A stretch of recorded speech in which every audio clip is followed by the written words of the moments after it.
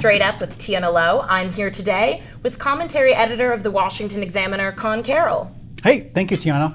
First off, today we want to talk about the Ukraine letter that the Congressional Progressive Caucus sent to President Biden one day, but then had to retract it immediately the next day. And this was just an amazing display of weakness, cynicism, and cowardice all at the same time. Weakness because they caved so quickly. They put it out. It was a perfectly reasonable letter. We will have the letter up. Everyone can read it. But in just one day of pressure, they took it back. Why? And that's where the cynicism comes in. The only reason they had to take this letter back is because they're trying to make Republicans at the same time the party of Putin. They're trying to attack Kevin McCarthy, who all he said was we shouldn't give Ukraine a blank check. They're trying to make that into a big issue. They can't have progressives questioning Ukraine funding at the same time Republicans are. So that's where the cynicism comes in. And finally, cowardice, because they didn't even take responsibility for retracting. Instead, they threw staff under the bus. You had Pramila Jayapal, the head of the Congressional Caucus, saying it wasn't her fault the letter was out. Staff didn't check with her first. So they essentially threw their own employees under the bus. So bottom line, this is just a complete embarrassment for the entire Democratic Party, but for the Progressive Caucus particularly, it was damaging to their credibility. But you've been noticing that this also reflects some more longer-term trends in the Democratic Party. Absolutely. Let's be very clear here that the Overton window on what we should be doing about the Ukraine-Russia crisis is very small, and it's even smaller in DC, right? You don't even have Kevin McCarthy. You don't have the most quote-unquote anti-war Democrats talking about halting funding, talking about, diplomatic support for Putin. Everyone is on Ukraine's side here, right? It's just a matter of how do we want to spend this money? Do we think that this should be, a check without any parameters? Do we believe that this should be able to go on for multiple years? And this does reflect this fundamental demographic shift that's undergoing in the Democratic Party as they're pivoting away from their working class voters, as you're seeing the Republicans really clean house with their Latino voters and making a little bit of headway with Black voters.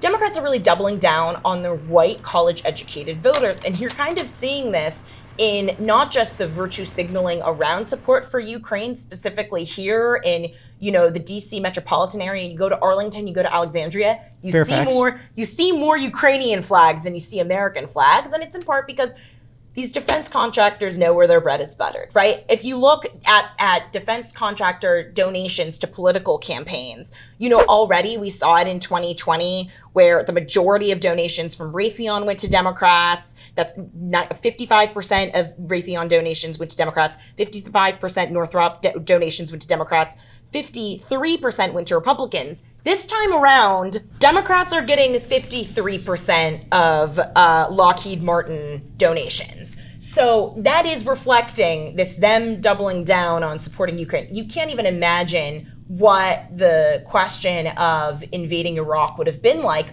with these Democrats today. They are soundly, they are not, I'm going to say, pro-war, but even the most progressive of them haven't very much taken a stance against war, except when it can coddle a dictator that they so happen to like Nicolas Maduro. Something like that. Yeah. So that's more of the long-term look. In the short term, Democrats have a tough election coming up. Biden's closing messaging is going to be that the Republicans are going to destroy the economy by shutting down the government. Is the rest of his party helping with that message? Absolutely not. And I'd just like to point out that as much as Democrats accused Republicans, and Trump in particular, of using Russia and Putin to win previous elections, Democrats are pretty explicitly lobbying the Fed to try and win this election. As we've seen, the Fed has done now 3 consecutive 75 basis point federal funds rate increases because inflation has come back to 40-year highs with no signs of stopping. And so you have already had Bernie Sanders and Elizabeth Warren ignoring the explicit declaration that Joe Biden said that he would respect the independence of the Fed to try and distinguish himself from Trump. Bernie and Warren have no such hesitance. And then Sherrod Brown, the head of the Senate Banking Committee, specifically authoring a letter to Jerome Powell asking him to stop focusing on inflation and instead start focusing on employment because they want to fulfill this ephemeral goal of maximum employment because they don't care about inflation.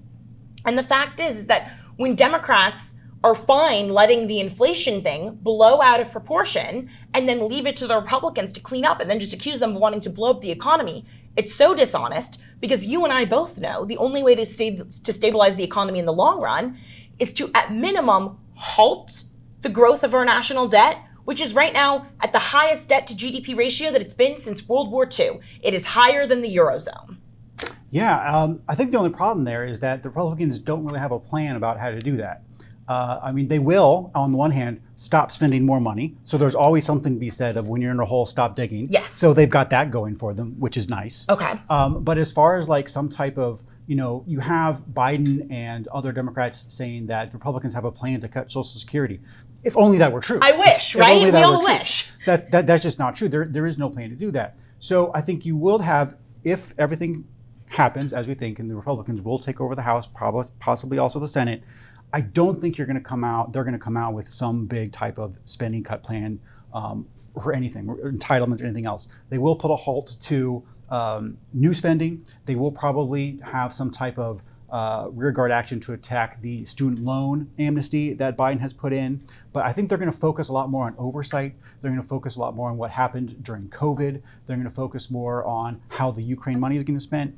But when it comes to actually cutting spending, I don't think that's going to happen. And it's true that to an extent that some supply side measures can abate the crisis somewhat, right? More jobs, more economic growth. Some of these things are able, by increasing not just the economy, you are increasing to some extent the tax revenue that comes in. It's why we did see that Trump's tax cuts didn't equal a commensurate decrease in the tax revenue, right? Because when you have more growth, you still wind up getting more taxes in net to an extent. But the issue is that this is beyond right-wing talking points, left-wing talking points, when we're looking at just what the size of our debt is and the impact of our debt on inflation in particular. Right now, the CBO says that if we do nothing, if everything holds true, in 10 years from now, just what we are paying down on our just the interest that we are paying down on our federal debt will eat up at least minimum 3% of our annual economic output. If interest rates are higher than the CBO projects, which they probably will be given how long this inflation crisis has gone on and that it shows no signs of stopping, it will be more than 4% of our annual economic outputs. That's not going to anything new. That's not going to curbing entitlements. And by the halfway point of the century, that debt could wind up being even more of our budget than Social Security, Medicare, Medicaid, those entitlements that are increasingly outpacing all other elements of our spending, correct? Yet another dark note you're ending us on. I'm sorry, but we have to tell the truth. We have to give it to you straight up. Until the next episode, check out more news at washingtonexaminer.com.